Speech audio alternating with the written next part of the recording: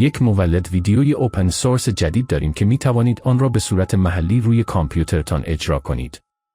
نام آن منمکس 3 است و این بهترین گزینه موجود تاکنون است. بهترین نکته این است که حتی می توانید این را با ورمی به اندازه 5 تا 6 گیگابایت اجرا کنید. به علاوه قابلیت صدا را در خود دارد و در زمینه کاراکتر ثبات، دانش جهانی، دنبال کردن دستورالعمل‌ها و حتی تولید و هماهنگسازی با موسیقی فوق‌العاده عمل می‌کند. این مدل بسیار بهتر از هر مدل متن باز دیگری است که تاکنون دیده‌ایم. در این ویدیو تمام کارهای باور نکردنی که می‌تواند انجام دهد را بررسی خواهیم کرد. به علاوه البته به شما نشان خواهم داد که چگونه آن را روی کامپیوترتان نصب کنید تا بتوانید به صورت رایگان و نامحدود آفلاین اجرا کنید. بزن بریم. اول از همه در اینجا چند خروجی مسخره از این مدل متن باز را مشاهده می کنید. همانطور که می بینید حجم زیادی دانش داخلی دارد. اینها فقط با پرامپت‌های متنی و بدون هیچ رفرنس تصویری تولید شده‌اند. اما همانطور که می بینید می تواند کارتون بسازد. تمام این شخصیت‌ها نمایش‌های تلویزیونی و فیلم‌های مختلف را می‌شناسد. در انجام صحنه‌های معمولی مشکلی ندارد. صحنه‌های صحبت کردن یا حرکت کردن افراد یا حتی صحنه‌های اکشن بالا. در درک حتی اعمال یا پرامپت‌های غیرمعمول واقعاً خوب است. در اینجا یک پرامپت بسیار دشوار دیگر از یک عکس واقعی اما با انیمیشن‌های دستی آورده شده است. این بسیار دشوار است، اما همانطور که می‌بینید قادر به دنبال کردن آن است. این کار را بسیار خوب انجام می‌دهد. بنابراین از نظر درک پرامپت کاملاً استثنایی است. همچنین در رندر کردن سبک‌های مختلف انیمیشن عالی است. بنابراین در اینجا یک مثال انیمیشن سنتی یا در اینجا یک مثال انیمه است. در واقع نکته شگفت‌انگیز درباره منیاکس این است که چند وجهی است. بنابراین این می‌تواند تصاویر، ویدیو و حتی صدا را به عنوان رفرنس در خروجی خود استفاده کند. در اینجا مثالی آورده شده است که می توانیم این سه شخصیت انیمه را در کنار هم قرار دهیم و همانطور که می بینید قادر به رندر کردن ویدیویی از آنها با ثبات بسیار بالایی است. به علاوه فیزیک تکان خوردن آنها نیز درجه 1 است. یا در اینجا می توانیم به راحتی از این تصاویر رفرنس یک تبلیغ تجاری بسازیم. در اینجا مثالی دیگر آورده شده است که میتونیم یک تبلیغ تجاری از فقط این رفرنس یک کفش نایک بسازیم.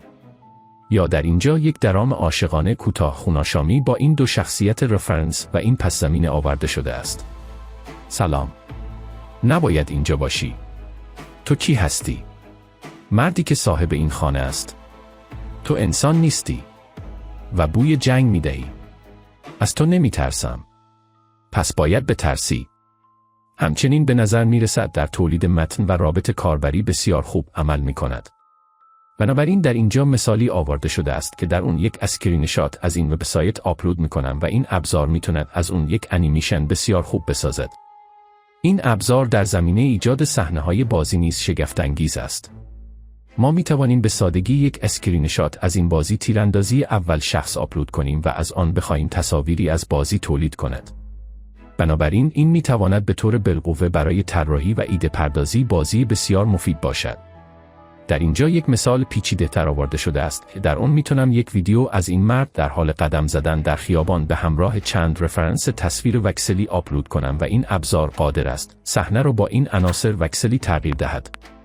یا در اینجا مثال دیگری آورده شده است که در آن میتوانیم تمام حرکات را از یک ویدیوی مرجع به یک ویدیوی جدید با شخصیت‌های متفاوت کپی کنیم بر اساس یک تصویر مرجع. شما همچنین می توانید شخصیت‌ها و اشیا را در یک ویدیوی موجود اضافه یا حذف کنید. همونطور که در این مثال می بینید، این ابزار قادر است یکی از این شخصیت‌ها را تشخیص داده و از آنها یک نسخه تکراری بسازد. یا در اینجا مثال دیگری آورده شده است که در آن می توانیم آن را برای جایگزینی منظره با این تصویر پس از باز کردن پرده‌ها توسط شخص هدایت کنیم. و این ابزار قادر است این کار را بی‌نقص انجام دهد. این اساساً مانند یک جمن عام متنباز است. بنابراین اینها نمونه‌هایی از تمام کارهایی هستند که این ابزار شگفت‌انگیز می‌تواند انجام دهد.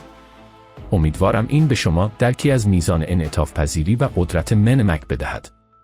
من واقعاً نمی‌توانم باور کنم که آنها این را به صورت متنباز و رایگان برای دانلود در اختیار ما قرار دادند.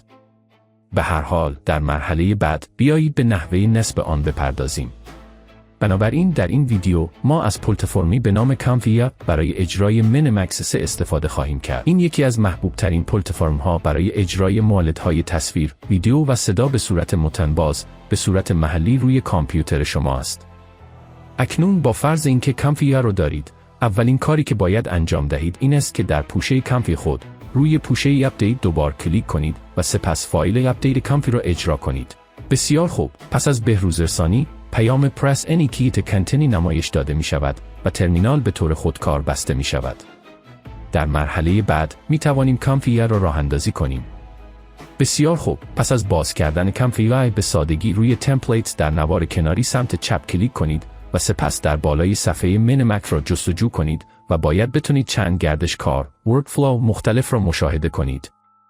حال اگر به هر دلیلی این گردشکارها را نمی‌بینید، من همچنین این صفحه را در پایین توضیحات پیوند خواهم داد تا بتونید گردشکار را به صورت دستی دانلود کرده و سپس آن را روی رابط کاربری کانفی خود بکشید و رها کنید.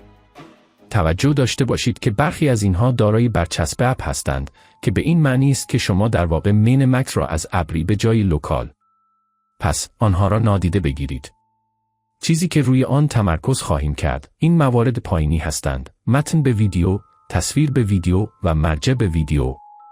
ابتدا به سراغ متن به ویدیو می رویم. پس اجازه دهید روی این کلیک کنم تا گردشکار باز شود.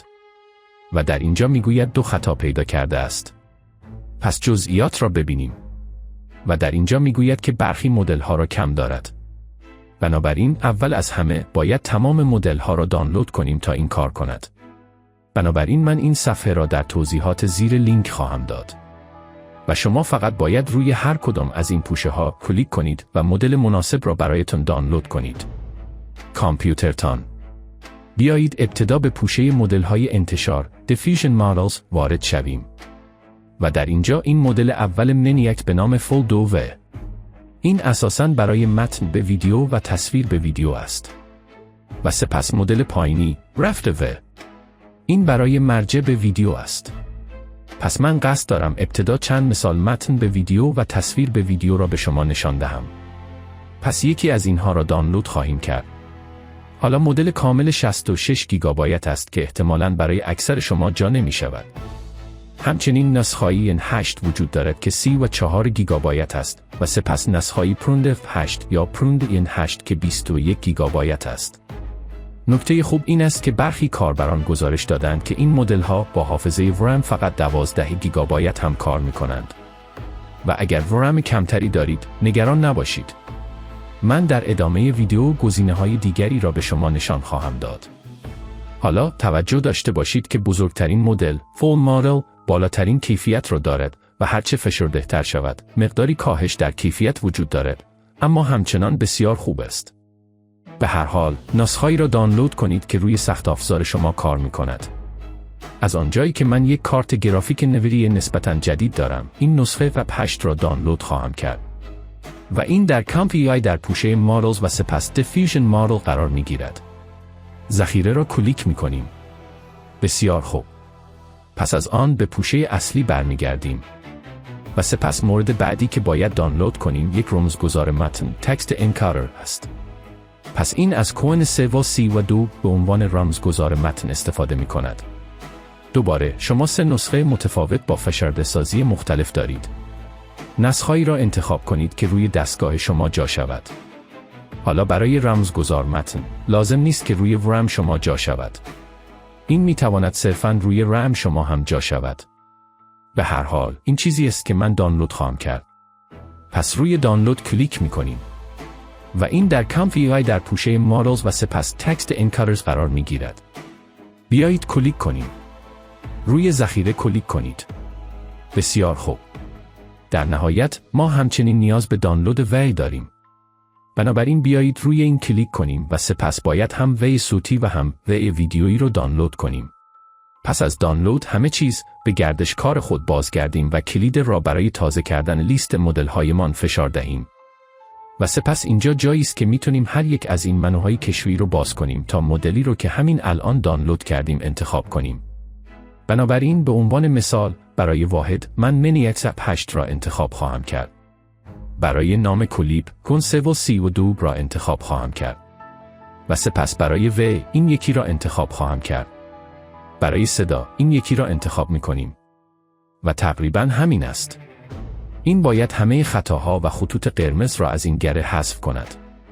و سپس پس از آن در اینجا تنظیمات اضافی وجود دارد که می توانید اعمال کنید. بنابراین می توانید از بین تمام این نسبت‌های تصویر مختلف انتخاب کنید. برای مگاپیکسل می توانید به این جدول در اینجا مراجعه کنید.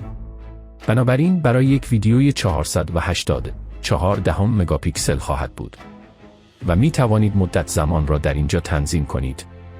حالا اگر شما روی این دکمه کلیک کنید تا این گردشکار را باز کنید، متوجه می شوید که در واقع این شکلی است. و در اینجا تنظیمات اضافی وجود دارد که می توانید اعمال کنید، مانند سامپلر و اوویلر که اساساً الگوریتم های مورد استفاده برای تولید ویدیو هستند. من این را روی پیش‌فرض رها می کنم. و سپس این تعداد مراحلی است که برای تولید ویدیو طول می کشد. دوباره من این را روی پیش‌فرض 20 مرحله برای الان رها می کنم. بسیار خوب. بنابراین برای بستن گردشکار به سادگی روی مؤلفه والد در بالا کلیک کنید که شما را به این گردشکار فشرده باز می گرداند. و تقریباً همین است. بیایید اجرا را بزنیم.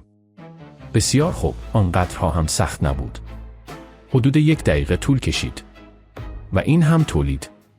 توجه داشته باشید که این صدا نیز در خود دارد و توجه داشته باشید که این به طور خودکار در پوشه ویدیویی شما در پوشه خروجی ذخیره می شود. بسیار خوب، این متن به ویدیو بود. در مرحله بعد به سراغ مثالی از تصویر به ویدیو می رویم. بنابراین دوباره اجازه دهید قالب ها را بالا بیاورم و سپس منیت را جستجو کنم و سپس این یکی تصویر به ویدیو را انتخاب کنم. دوباره اطمینان حاصل کنید که موردی را انتخاب می کنید که برچسب اپ نداشته باشد. بنابراین گردشکار به این شکل خواهد بود. اکنون از آنجایی که مدل ها را از مرحله قبل دانلود کرده ایم، فقط باید مدل ها را در اینجا بارگذاری کنیم. اجازه دهید مدلی را که دانلود کردم انتخاب کنم و پس از انتخاب مدل ها، این خط قرمز باید از بین برود.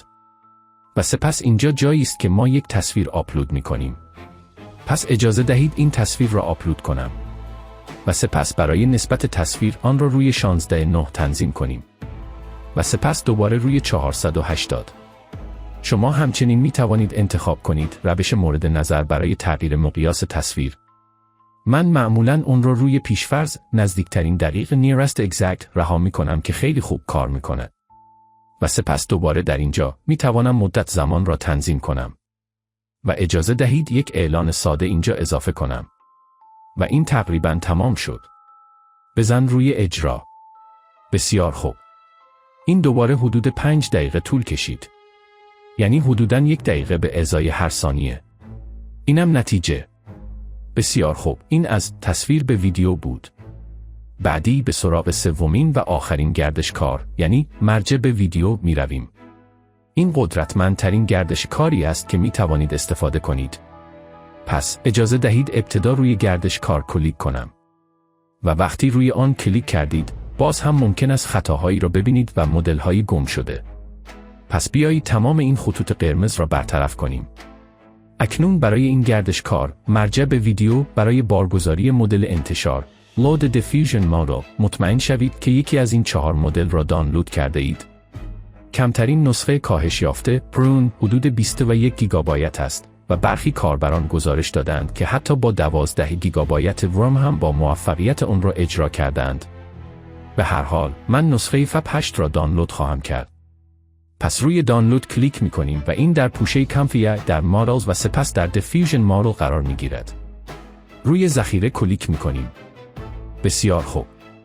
پس بعد از آن اینجا برگشته و برای تازسازی لیست مدل هایم را فشار می دهم. و سپس در این لیست کشویی می توانم این مدل رفتیویدیا را انتخاب کنم. و سپس بعد از آن برای بارگذاری کلیپ لود کلیپ می توانیم مدل جم 32 را انتخاب کنیم که برای گردشکار قبلی دانلود کرده بودم. و برای ویدیو و صدا به نظر می رسد که به طور پیشفرض انتخاب شدند. بسیار خوب، انتخاب مدل تمام شد. بعدی گردشکار را بررسی می کنیم. پس مرجع به ویدیو چه کاری انجام می دهد؟ این می تواند تصاویر یا حتی ویدیو یا صدا را به عنوان ورودی بپذیرد.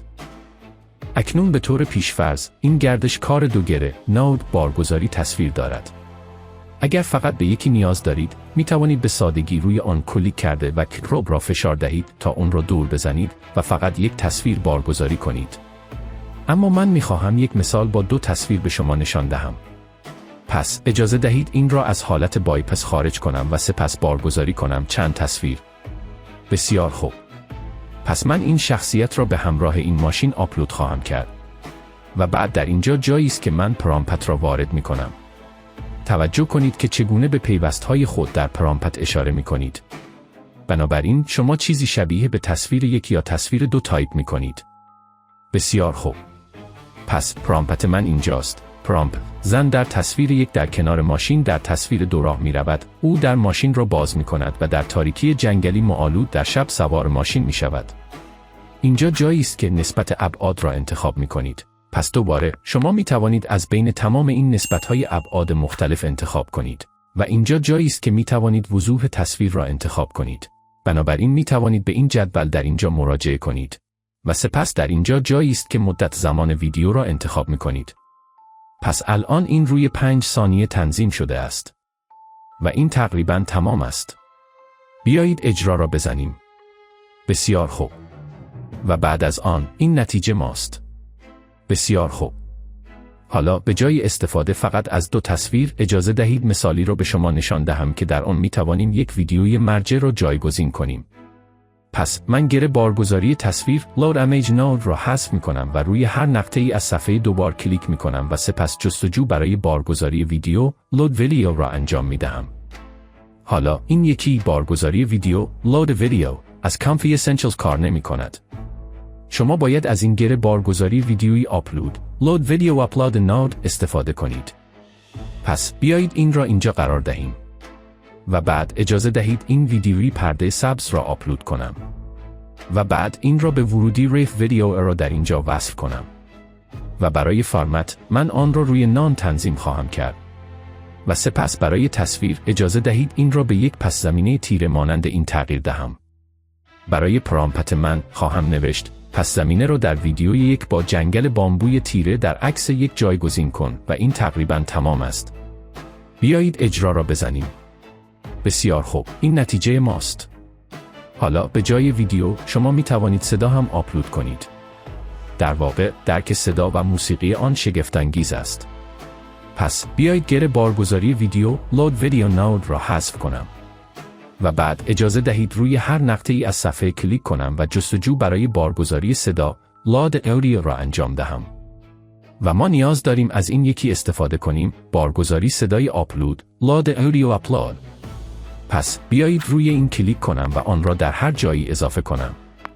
و برای صدا اجازه دهید این ترک را آپلود کنم. بسیار خوب. حالا بیایید این گره را به یک گره دیگری وصل کنیم. به عنوان مثال بیایید یک گره سیو آدیو را جستجو کنیم. و همانطور که می‌بینید ما یک سیو آدیو داریم. بیایید این را اضافه کنیم. قلبم میشکند. بسیار خوب.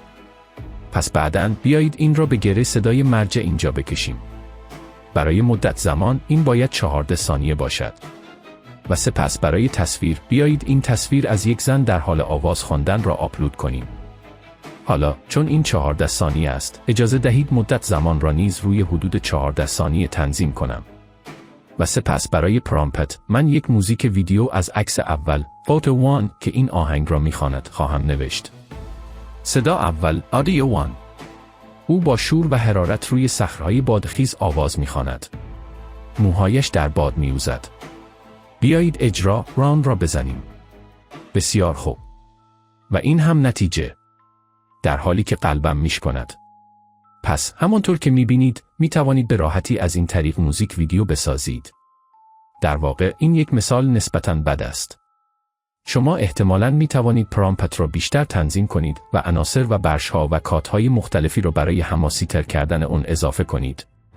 بسیار خوب. این خلاصه است از اینکه چگونه میتوانید از تمام این ورودی‌های مختلف از جمله تصاویر، ویدیو و صدا با استفاده از این گردشکار ورکفلو ویدیوی مرجع استفاده کنید. بسیار خوب. در ادامه به شما نشان می‌دهم چگونه تولیدهایتان را باز هم سریع‌تر کنید. حالا همونطور که گفتم حداقل برای من مدل پایه 8 یا فاب 8 میتواند با سرعت حدود 1 دقیقه در ثانیه تولید کنه. با این حال هک‌های زیادی وجود دارد که می توانید از آنها برای افزایش سرعت آن تا 30 تا 40% استفاده کنید. بنابراین من این صفحه را در توضیحات زیر لینک خواهم داد. اولین کاری که باید انجام دهید دانلود سیج اتنشن است. حالا این کمی دردسر دارد، اما من این کار را تا حد امکان برای مبتدیان دوستانه خواهم کرد. بنابراین برای دانلود سیج اتنشن باید نسخه‌ای را دانلود کنید که با نسخه‌های پیتورچ و کود شما مطابقت داشته باشد. برای بررسی نسخه پیتورچ خود در پوشه پیکربندی کنفای خود توجه داشته باشید که من از نسخه قابل حمل ویندوز استفاده می‌کنم. شما باید این پوشه پایتون امبد را ببینید. روی این دابل کلیک کنید و سپس در بالای اینجا کم را تایپ کنید تا پوشه پایتون امبد خود را در خط فرمان کامند پرامپت باز کنید. و شما فقط باید این خط را در اینجا پیست کنید. من این را در توضیحات یا یک کامنت قرار خواهم داد تا شما بتونید به راحتی آن را کپی و پیست کنید. اما اساساً این از پایتون برای اجرای این قطعه کد استفاده می کند. این تورچ را ایمپورت می کند و سپس نسخه تورچ را چاپ می کند. پس اینتر را می زنیم. و در اینجا می بینید که من از نسخه تورچ نسخه 2.6 استفاده می کنم و از کود 12.14 استفاده می کنه.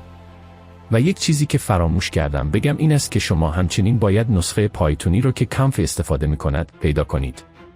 بنابراین دوباره در پوشه پایتون امبدد خود در بالای اینجا کم را تایپ کنید تا این را در خط فرمان باز کنید و سپس python.exe ورژن را تایپ کنید. بنابراین می توانید ببینید که برای من از نسخه پایتون 3.11 استفاده می کنم. بسیار خوب. بنابراین اکنون که نسخه های پیتورچ و کیول و پایتون خود را دارید، به سادگی روی این صفحه کلیک کنید که من آن را نیز در توضیحات زیر لینک خواهم داد. و در اینجا به سادگی به دنبال سیج اتنشن باشید که با نسخه کیول، نسخه تورچ و نسخه پایتون شما مطابقت داشته باشد. پس از یافتن نسخه مناسب به سادگی روی آن کلیک کنید تا آن را در هر کجا که می‌خواهید دانلود کنید. بسیار خوب. پس از دانلود ویل سیج اتنشن از پیش ساخته شده، می توانید آن را با استفاده از پیپ اینستال در ترمینال خود نصب کنید. اگر نسخه قابل حمل ویندوز را دارید، کافی است روی پوشه داخلی پایتون کلیک کنید. و سپس در اینجا در بالا کم را تایپ کنید تا در خط فرمان باز شود. و سپس بعد از آن باید python.exe این پیپ اینستال را تایپ کنیم. و سپس اساساً مسیر فایل دانلود شده خود را کپی کرده و در اینجا قرار می دهید. بنابراین پس از زدن اینتر باید ادامه یابد. برای نصب سیج اتنشن برای سیستم شما. حالا برای من این پیام را می بینم چون قبلا آن را نصب کردم. مرحله بعدی این است که باید گره های کی را نیز نصب کنید. بنابراین من لینکی به این صفحه در توضیحات زیر قرار خواهم داد. در اینجا دستورالعمل‌هایی در مورد نحوه نصب این وجود دارد. مرحله اول این مخزن را در پوشه کاستم نود کلون کنید.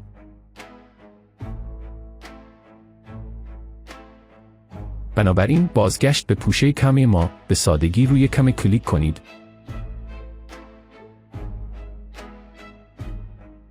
و سپس کاستم نودز و سپس در بالا کم را تایپ کنید تا پوشه کاستم نود شما در خط فرمان باز شود.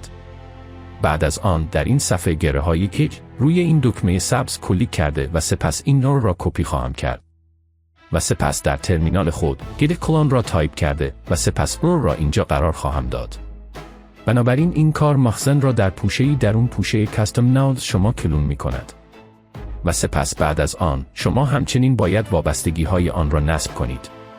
بنابراین در پوشه ریشه قابل حمل ویندوز همین شما در اینجا در بالا به سادگی کم را تایپ کنید تا این پوشه را در ترمینال خود باز کنید. و سپس این خط را در اینجا کپی و جایگذاری کنید. بنابراین این کار باعث نصب تمام نیازمندی های گره های یک می شود. بسیار خوب. این تمام کاری است که باید انجام دهید. کافی است کانفیگر را مجدداً راه اندازی کنید.